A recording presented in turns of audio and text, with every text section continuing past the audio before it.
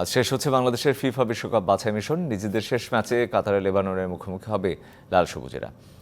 কাতার বিশ্বকাপের ভেন্যু খলিফা স্টেডিয়ামে রাত 10টায় শুরু হবে ম্যাচ। গ্রুপ বটমে থাকা বাংলাদেশ লেবাননকে হারিয়ে শেষ করতে চায় বাছাই মিশন। প্রথম লেগে নিজেদের মাঠে লেবাননের সাথে 1-1 গোলে ড্র করে বাংলাদেশ। ছবিটা 2 বছর আগের কাতারের খলিফা ইন্টারন্যাশনাল স্টেডিয়াম, যেখানে অনুষ্ঠিত হয়েছিল 2022 ফিফা বিশ্বকাপের গ্রুপ পর্বের 6টি দ্বিতীয় রাউন্ডের একটি ও তৃতীয় স্থান নির্ধারণী ম্যাচ। এই স্টেডিয়ামেই 2026 বিশ্বকাপ বাছাই পর্বে নিজেদের শেষ ম্যাচটি খেলতে যাচ্ছে বাংলাদেশ। সাম্প্রতিক বিশ্বকাপের স্মৃতিবিজড়িত এই স্টেডিয়ামে খেলতে নামার আগে রোমাঞ্চিত লাল সবুজের ফুটবলাররা সবশেষ বিশ্বকাপে খেলা অস্ট্রেলিয়ার কাছে 2-0 গোলে হেরেছে বাংলাদেশ।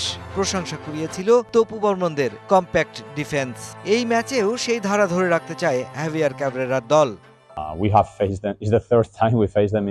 এবছরে লেবাননের বিপক্ষে এটা আমাদের তৃতীয় ম্যাচ। এর মধ্যে ওদের দলে বেশ কিছু পরিবর্তন হয়েছে, এমনকি কোচও বদলেছে 3 জন। তবে ব্যক্তিগত ট্যালেন্ট আছে, তারা চ্যালেঞ্জটা নেবে। তবে আমরা কোনোভাবেই ছাড় দেব না। আশা করছি ছেলেরা একটা ভালো ম্যাচ খেলবে। যদিও বিশ্বকাপ বাছাইয়ের রেস থেকে অনেক আগেই ছিটকে গেছে বাংলাদেশ, সম্ভাবনা নেই প্রতিপক্ষ লেবাননেরও। গ্রুপ আই থেকে ফিফা বিশ্বকাপ বাছাই পর্বে পরবর্তী রাউন্ড, সাথে এশিয়ান কাপের মূল পর্ব নিশ্চিত করেছে অস্ট্রেলিয়া এবং প্যালেস্টাইন। এখন বাংলাদেশের পরিকল্পনায় এশিয়ান কাপ বাছাই পর্বের রাউন্ড। ঘরের মাঠে প্রথম দেখায় পিছিয়ে পড়লেও লেবাননকে 1-1 গোলে রুখে দিয়েছিল জামালরা। ফিরতি দেখাতেও ফিফা র্যাঙ্কিংয়ে 64 ধাপে এগিয়ে থাকা দলটির বিরুদ্ধে পয়েন্ট চায় বাংলাদেশ। কার্ড নিষেধাজ্ঞা কাটিয়ে এই ম্যাচে ফিরবেন ডিফেন্ডার বিশ্বনাথ ঘোষ। আমরা কিভাবে খেলবো এটা আমরা প্র্যাকটিস করছি, আর আমরা কোন জায়গা অ্যাডজাস্ট করতে হবে, কারণ লিবানন আর অস্ট্রেলিয়া দুইটা টোটালি ডিফারেন্ট টিম। সো আমরা চেষ্টা করব আর আমরা একটা ভালো পারফরমেন্স দিব।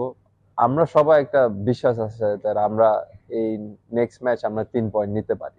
যুদ্ধ ও অন্যান্য রাজনৈতিক সমস্যার কারণে লেবাননকে হোম ম্যাচ খেলতে হচ্ছে কাতারে। তবে এই দেশে নিয়মিত ম্যাচ খেলায় হোম অ্যাডভান্টেজ পাবে লেবানন। বাংলাদেশের বিপক্ষে অ্যাওয়ে ম্যাচে পয়েন্ট ভাগাভাগি মানতে পারেনি মধ্যপ্রাচ্যের দেশটি, তাই ফিরতি দেখায় জয় তুলে নিতে মুখিয়ে Lebanon. Mushfiqur Rahman, DBC news.